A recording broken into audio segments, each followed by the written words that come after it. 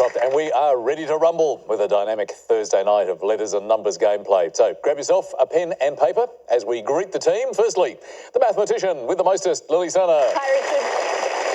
And the wordsmith with unswerving focus, David Astle.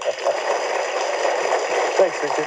Speaking of unswerving focus, now both David and Lily, when you do have to be focused, you know, when you're working either academically or creatively, what's the working environment that works best for you, Lily? You know what works best for me is white noise, whether it be out in a really crowded place where you can't distinguish one particular noise, but it's really, really noisy.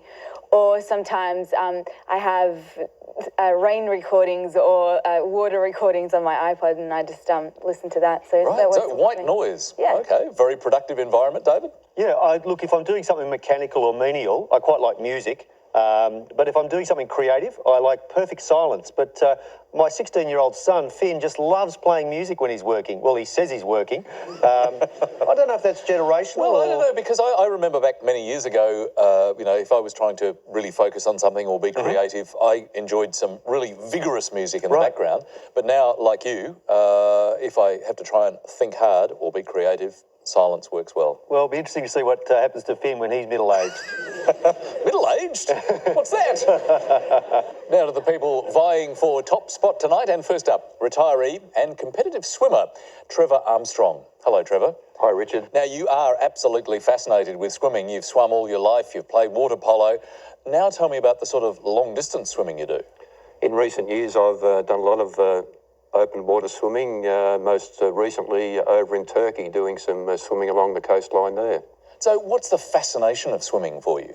Swimming is a good way of meeting people, staying healthy, and just living a healthy lifestyle, I guess you could say. It sounds like the answer, and it's competitive, which you will be tonight. Thank you. Good luck. Welcome, Trevor. And challenging Trevor is in-house lawyer for the University of Adelaide, Geraldine Yam. Hello, Geraldine. Hello, Richard. Now, many people might not necessarily think of a university as having or needing an in-house lawyer, but what sort of things do you cover? I could give advice on anything from intellectual property to contracts to disputes. And is that variety part of what you enjoy? Yeah, absolutely. So every day is different, and you know, there are always new challenges. It sounds a bit like letters and numbers. Welcome tonight. Thank you. So please make them both very welcome, Trevor Armstrong and Geraldine Yam.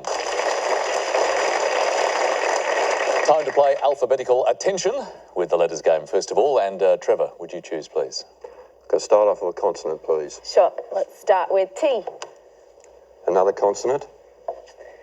M. And again. L. And again. H. We'll cross over to a vowel. U. Another vowel. A. Another vowel. I. Consonant. D. And another consonant. And last letter, S. Thanks, Lily. Here's our first clock.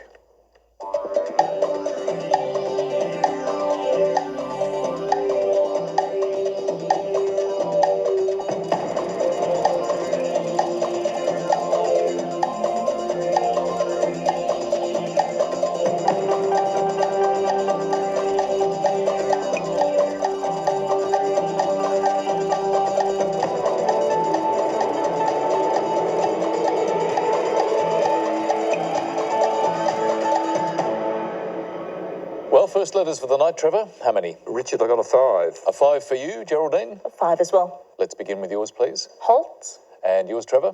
Same again, Holtz. Holtz. If you would just verify, you both stopped at the same place, David.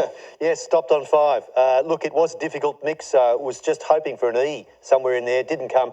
Stadium is there, however, for 7. And we know that it's only that a sporting facility, but in English, it's that wonderful phrase for someone with a large bald spot and a circle of hair around it. I remember that one. Good one, David. But 5 each. Solid start for Trevor and Geraldine. More letters. This time you choose, Geraldine, please. Can I start with a consonant, please? Sure. Let's start with C. And another? N. Same again. B. A vowel, please. E. Another vowel. A. Consonant. R. Consonant. J. A vowel. O. And a consonant. And last letter, N. Time to think.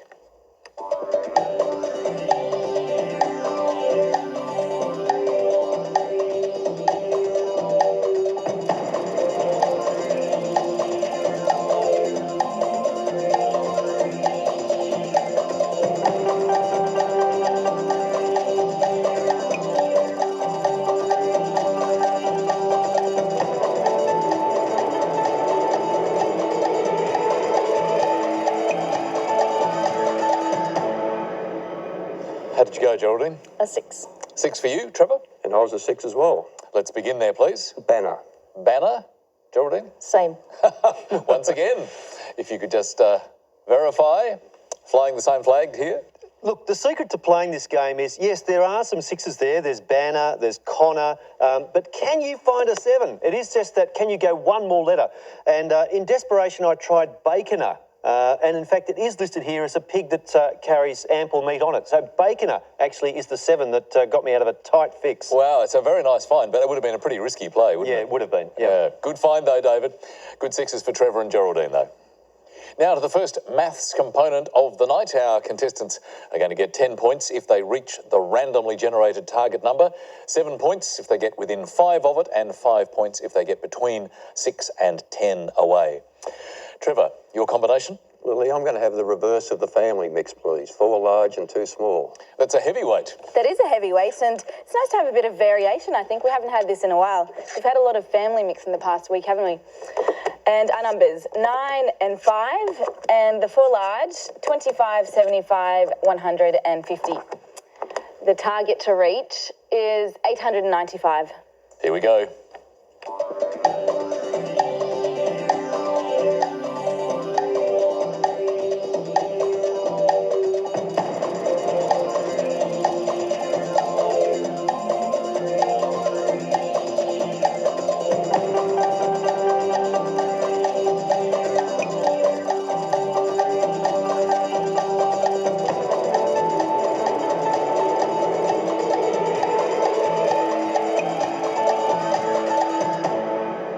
Well, Trevor, I'm not sure about heavyweight. I think we should come up with a new category of numbers called lightweight. You were on 895? Yes, I was. And you too? Yes. Okay. Trevor, I think you should tell us what you did. 100 by 9 100 equals 900. times 9 is 900. Minus a 5, 895. Well done, 895. And Geraldine, it will be no surprise if you used exactly the same method. I threw in an extra little bit, so I divided Okay. 25 by... What did you do? Yep, so same 100 by 9. 100 by the 9. Yep. 900. Give you 900. And then I, for some reason or other, divided the 25 by 5. Get it right. Just because I wanted to use more numbers. 25 divided by 5, and then you took that away, is 895. I like. Well done, Geraldine. You got a little more value out of those numbers, you know. It was used imaginatively. But well done, both of you. Lily, I don't think there was too much question about that, really, was there? No, look, I really like Geraldine's answers. A bit of creativity, really. Exactly. But 10 very good points for both Trevor and Geraldine, and they are both sitting on 21 as we head for our first break tonight. Your first word mix is clap trio. And the clue this time, the climate of Capricorn. Back shortly.